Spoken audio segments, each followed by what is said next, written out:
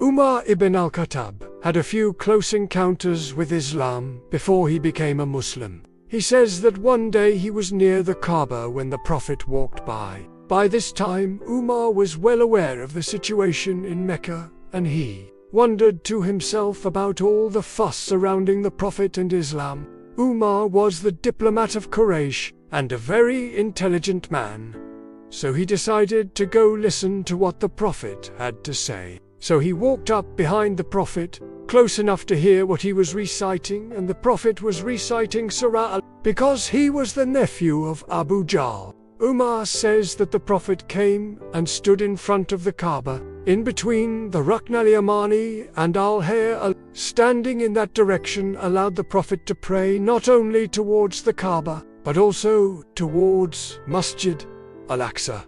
This was his method of combining the two Qiblas. Note at this time, the Prophet was able to pray openly in public because he had a certain amount of protection from his uncle Abu Talib. Umar says that his next thought was, well then, he must be a sorcerer, or a magician, or a soothsayer. He says that the Prophet then recited this ayah, "Nor the word of a soothsayer, little is it that you mind." Umar says that after hearing this ayah, he was completely floored. The Prophet continued reciting Surah Al-Hajr. He says that he tried to forget this experience and didn't accept Islam, but eventually, as we know, he would have another encounter with the Quran, and then he would accept Islam. Abu Talib still commanded enough respect in Mecca to protect the Prophet. So Umar says that the Prophet started to pray. Umar says that he was completely gripped and kept listening. He says that these words had a very powerful effect on him.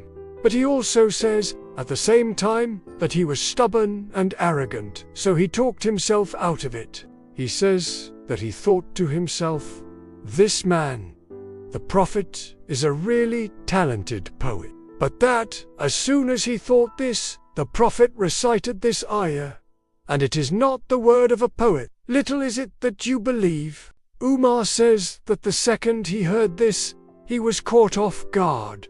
It was like having the wind knocked out of him, and he was wondering how the Prophet knew what he was thinking. It is a revelation from the Lord of the worlds. And if he, the Prophet, had fabricated against us some of the sayings, we would certainly have seized him by the right hand. Then we would certainly have cut off his aorta, and not one of you could have withheld us from him.